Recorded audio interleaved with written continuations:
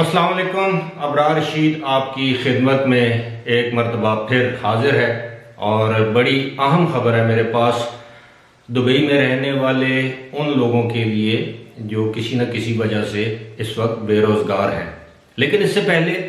मेरी आपसे दरख्वास्त है कि अगर किसी वजह से अभी तक आपने मेरे चैनल को सब्सक्राइब नहीं किया तो प्लीज़ इसे सब्सक्राइब कर लें और जो घंटी का बटन है उसे ज़रूर प्रेस करें ताकि ताज़ा तरीन अपडेट्स आप तक जल्द अज जल्द पहुँच सकें।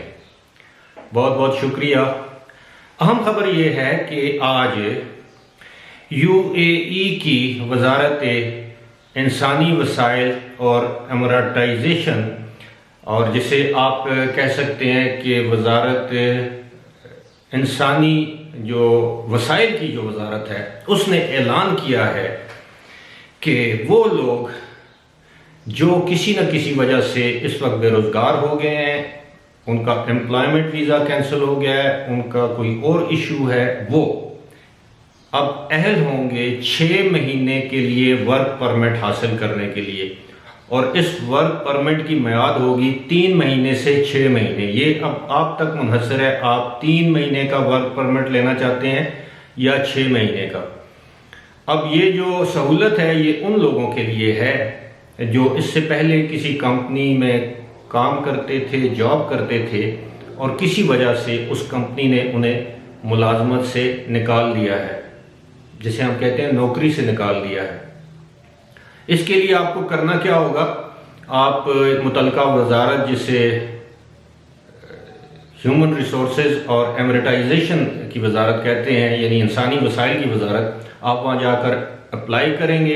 आप अपना पुराना आईडी कार्ड या जो भी आपका वर्क परमिट है या जो एम्प्लॉयमेंट वीज़ा है उसकी तफसील देंगे।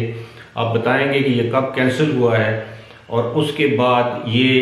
6 महीने तक ये परमिट आपको इशू कर दिया जाएगा। और इस परमिट पर आप अगर चाहें तो किसी भी जगह दोबारा नौकरी की दरख्वास्त भी दे सकते हैं और मुलाजमत भी हासिल कर सकते हैं। और इसका मकसद ये है कि अगर दोबारा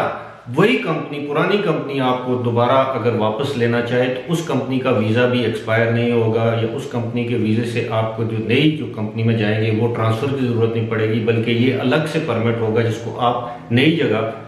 मुलाजमत हासिल करने के लिए इस्तेमाल कर सकते हैं। और अगर जब आपकी पुरानी कंपनी आपको दोबारा बुलाना चाहे तो आप दोबारा वापस भी जा सकते हैं। इस हवाले से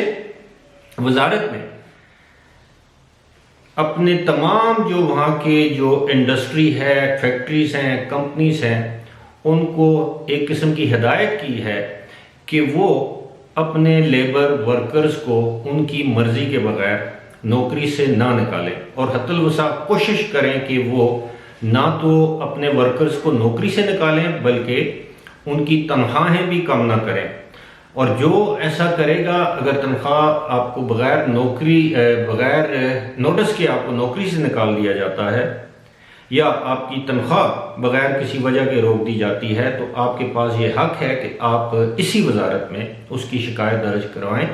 तो आपकी शिकायत का अजाला होगा। साथ में वजारत ने कंपनीज को, जिनको आप अरबाब कहते हैं, मुदीर कहते हैं, कफील कहते हैं, एम्प्लॉयर कहते हैं, मालकान कहते हैं, उनको ये हिदायत भी की है कि जब आपके पास वो वर्कर दोबारा आए तो उसको पहली तरजीह पर आप मुलाजमत पर रखें। और इसके साथ साथ ये भी कहा है कि आप कोशिश करें, यानी कंपनी वाले कोशिश करें कि वो अपने मुलाजमीन की रजामंदी से उनको बगैर तनख्वाह के रुखसत पर भेज दें, छुट्टी पर भेज दें, बजाय इसके कि वो उनको निकालें। अब ये बहुत बड़ी खबर है उन लोगों के लिए जो इस वक्त बेरोज़गारी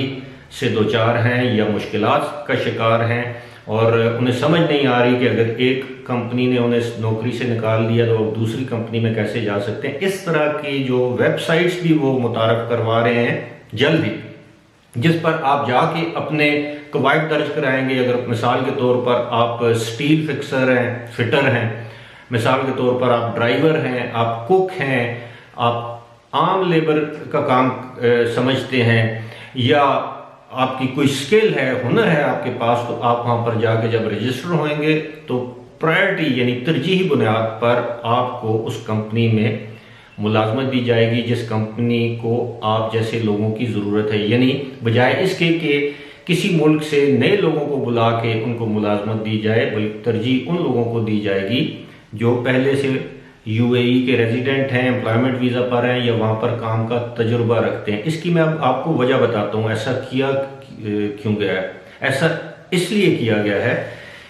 कि सारी दुनिया जानती है कि जो यूएई के अपने नेशनल्स हैं वो छोटे मोटे काम, मेहनत मजदूरी, ड्राइवरी वगैरह नहीं करते, और पूरी दुनिया से लोग वहाँ इसीलिए आते हैं कि वहाँ उनको उनकी मर्जी का रोज़गार और अच्छी तनख्वाह मिल जाती है। और वो ये भी नहीं चाहते कि यहाँ से बड़ी तादाद में जो लेबर क्लास है वो अपने अपने ममालिक में वापस चली जाए, और एक दिन ऐसा आए कि दुबई में बिल्डिंगें तो बन रही हों लेकिन उनमें काम करने वाले मजदूर या वर्किंग क्लास मौजूद ना हो। तो इसका तदारुक करने के लिए ये इंसेंटिव्स दिए जा रहे हैं, और इस जो सहूलत जिसका मैंने अभी जिक्र किया है, इससे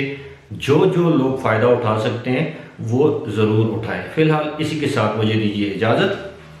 खुदा हाफिज़।